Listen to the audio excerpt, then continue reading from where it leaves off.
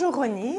Shalom Nathalie. Historien, philosophe que nous retrouvons pour étudier la Haftara, dialoguer un peu dessus. Et là, nous avons une Haftara très importante puisque c'est celle du Shabbat Hagadol, le grand Shabbat qui précède la sortie d'Égypte, le Shabbat qui précède la fête de Pessah.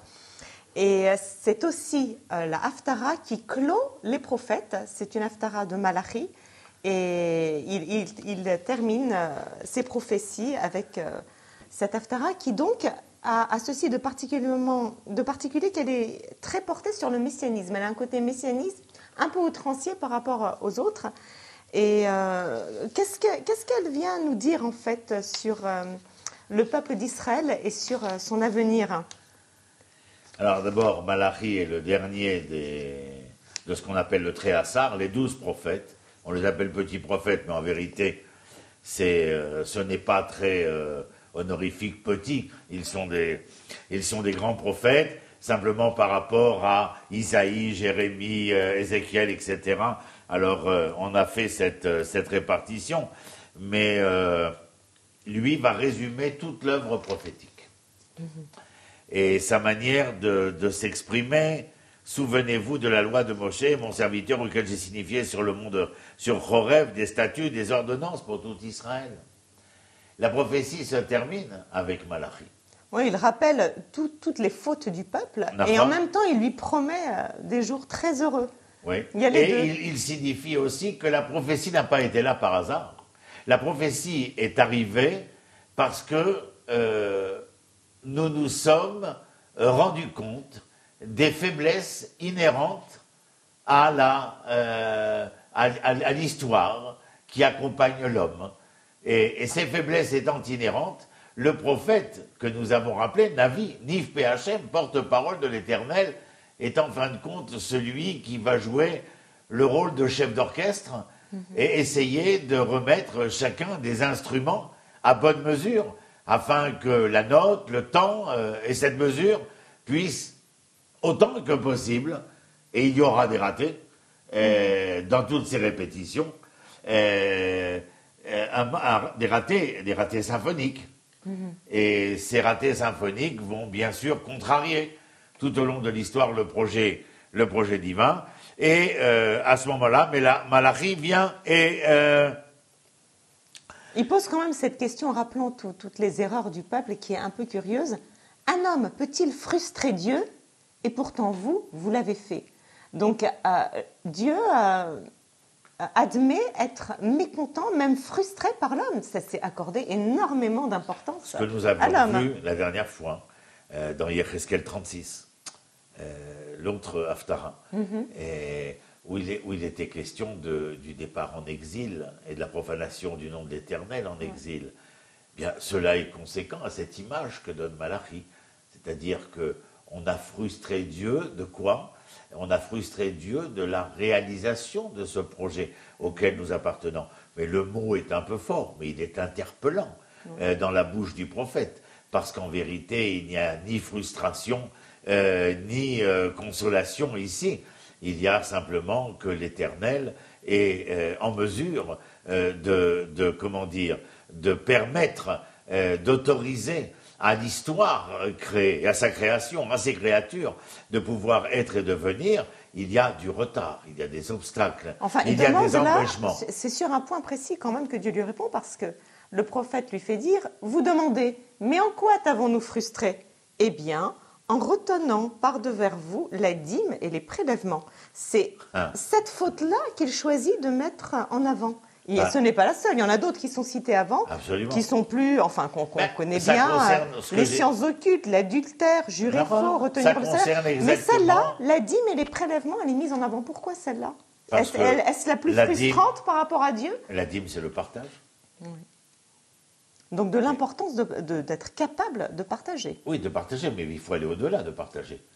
Ça veut dire que la dîme, elle relève d'une plateforme sociale. D'une plateforme sociétale. Le projet de Dieu est donc social aussi. Il est concernant Israël. Si l'on veut être capable, et que les choses soient claires de cette manière-là, si l'on veut être capable de pouvoir faire entendre une idée, aussi juste soit-elle, faudrait-il, dans la pensée hébraïque, faudrait-il que l'homme porteur de cette parole juste soit d'abord et avant tout lui-même juste.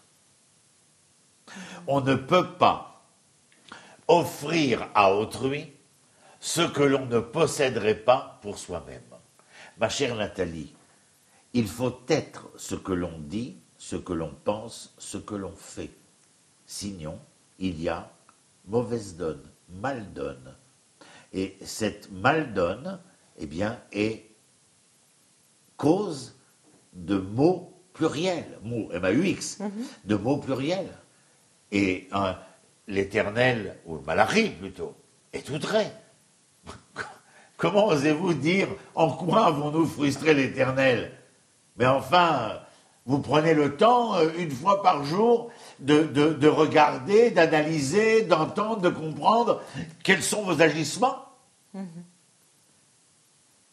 On ne peut pas venir et affirmer devant le prophète que nous avons réalisé pleinement et entièrement le projet auquel nous avions accepté d'être affiliés et d'en relever le défi. Oui.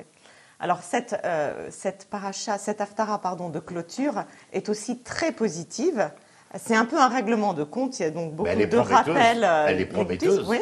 Et l'Éternel promet d'intervenir dans des choses curieuses de la vie quotidienne du peuple.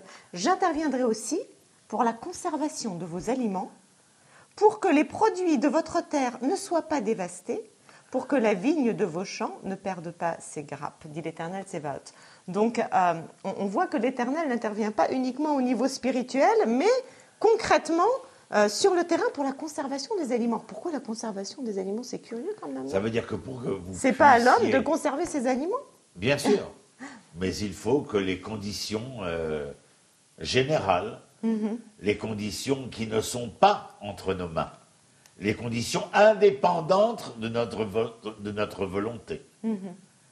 La nature n'est pas totalement entre nos mains. Nous sommes à la conquête de la nature, mais la nature n'est pas totalement entre nos mains. Il y a donc une promesse divine concernant le fait que si j'autorise, je permets une telle sérénité matérielle, c'est parce qu'il y aura, bien entendu, les premiers soubresauts de cette réalisation auquel je prétends. Réalisation qui se trouve entre vos mains. Réalisation donc très concrète, puisque oui, il s'agit mais et pour cela, de la terre, des aliments, absolument. Des champs, mais des pas vignes. Mais pas seulement. Pas seulement parce qu'effectivement, dans la suite, l'Éternel promet aussi une renommée internationale au peuple. Tous les peuples applaudiront à votre bonheur et vous serez effectivement un pays de délices. Donc il y a aussi, après avoir été humilié au sein des peuples, le fait d'être admiré et applaudi du reste des nations. Comme nous le sommes aujourd'hui. Ça fait partie de ces faits. Comme nous le sommes aujourd'hui. Oui, oui et non. Oui, mais absolument. Tu as raison. J'aime bien le oui et non, parce que le oui est. Oui, c'est vrai, le oui y est. Le non est, mais le oui est. Et puis, il ne faut pas que nous oublions quelque chose dans cette Haftarah de Malachi. C'est une promesse absolument extraordinaire. Celle de nous dire, je vous préviendrai. Je vous préviendrai de quoi? Je vous préviendrai que c'est le moment. Le temps est venu. Et pour cela, j'enverrai celui qui, dans une autre époque, à son époque à lui, Eliaou, le prophète, vous a mal jugé lorsqu'il est venu me voir au Sinaï, s'enfuyant de devant la reine Isével et le roi Achab. Il est venu se réfugier en disant que vous ne concluez plus d'alliance avec l'Éternel, que vous semez la mort chez ses prophètes, etc., etc. Et après il dit, et peut-être voudrait-il me tuer à moi. Et l'Éternel l'a puni à ce moment-là. Il lui a dit, tu as terminé ta mission de prophète. remonte vers le Golan et donne à Élisha, qui est en train de labourer les champs. Alors certains diront que Élisha c'est Élisée et que les champs qu'il laboure, ce sont les champs d'Élysée. Absolument. C'était juste pour qu'on ait une petite... Pas mal, en plein contexte des voilà. Gilets jaunes. Et donc, Eliaou est ici promu à la suite de ces paroles qui étaient un peu désobligeantes vis-à-vis d'Israël. Alors Dieu lui dit, enfin l'exégèse biblique nous dit, Eliaou sera envoyé à la sortie du Shabbat. Oui, c'est la fin de... À la sortie du Shabbat, à Pessah, à Pâques, et pour la Brit Mila.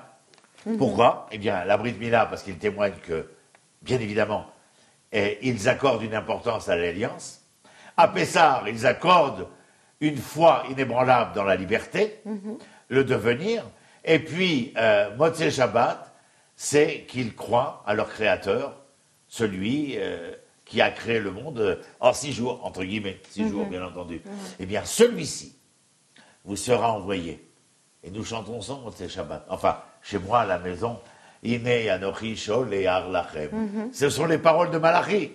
Et Eliyahu Hanavi. Li'ifne bo Yom Hashem Agadol. Avant que ne vienne le jour grand et redoutable de l'Éternel, je vous enverrai le prophète Élia. Mais que fera-t-il ce prophète? Il saura ramener le cœur des parents vers leurs enfants. Levavot les banim, velev banim la avotam. Et le cœur des enfants vers leurs parents.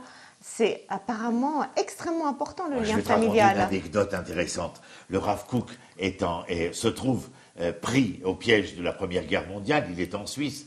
Il arrive à se réfugier en Angleterre et à Londres. Et là, il voit une chaise d'Eliaou, là où on fait le sandak, celui qui va porter l'enfant avant la circoncision. Il y a écrit là-bas, au-dessus de cette chaise, Ve'eshiv, lev banim la avotam. Il ramène le cœur des enfants aux parents. Alors le Rav Kook demande au grand rabbin de Londres, il dit, dites-moi, votre chaise, elle n'écrit qu'une partie du verset. Il dit, vous comprenez, monsieur le grand rabbin, nous sommes en 1916, nous sommes dans une génération où les enfants abandonnent la tradition, abandonnent la foi, s'assimilent. Et le Rav Kook lui dit, oui, je comprends. Mais si vous aviez écrit le verset dans son entier, vous seriez peut-être moins confronté à un tel drame. Il dit, comment, monsieur le grand rabbin? Si vous écrivez le verset en entier, vous allez être obligé de dire, lorsque vous ramènerez le cœur des parents aux enfants, le cœur des enfants se ramènera aux parents. Faites donc, monsieur le rabbin, que les parents aillent aux enfants, et vous verrez que les enfants iront aux parents. Oui, c'est effectivement une très belle façon d'expliquer ce lien. Qui commence donc par les parents. Les Absolument. Parents doivent d'abord aller vers les Parce enfants. que nous voyons dans la réalité d'aujourd'hui des parents, dans le mot parent, je mets l'ancêtre traditionnel, attaché à la Torah, à la religion, au culte, à la foi, une croyance. Et nous voyons une nouvelle génération qui est attirée par autre chose, par le monde extérieur, par la technologie, par l'avoir, par le moderne. L'ancien ne représente plus rien aux yeux du moderne. Ça a toujours été comme ça. Il y a Absolument. toujours eu un ancien moderne. Et pourtant, Eliaou vient et veut essayer de transcender cette relation perdue. Et il dit, comment est-ce possible? Il dit, lorsque les anciens ne vont pas dire ce que les modernes doivent entendre, mais les anciens vont dire, je suis tout ouïe de ce que vous, les modernes, avez à dire. Et lorsque les modernes entendront que l'ancien est prêt à entendre, les modernes seront prêts à écouter. C'est une promesse. À entendre en restant quand même l'ancien qu'il doit être, j'imagine. Oui, parce que... mais il y a une différence à lorsque ton enfant ne suit pas le chemin qui est le tien, te disant comme nous le disions, je disais à ma mère, il faut sortir le dimanche, maman. La mère de dire, tu es une arriérée. Oui. Nous sommes les jeunes, nous connaissons la réalité, nous connaissons la vie, il faut sortir le dimanche. Il ne fallait pas que maman se mette dans une position où elle dénigre la parole de cet enfant, mais qu'elle soit prête à entendre ce qu'il y avait sur les bas-côtés et bien au-delà de ce que l'enfant disait.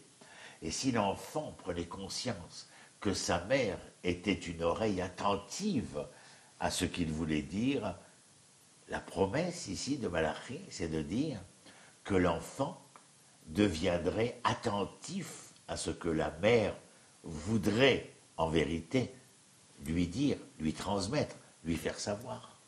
Merci beaucoup, Rouni. Donc, à la veille de Pessah, une très belle explication, une très belle présentation du lien parent, du lien intergénérationnel et de l'importance de l'écoute. Merci Nathalie. À bientôt. Shalom, Shalom.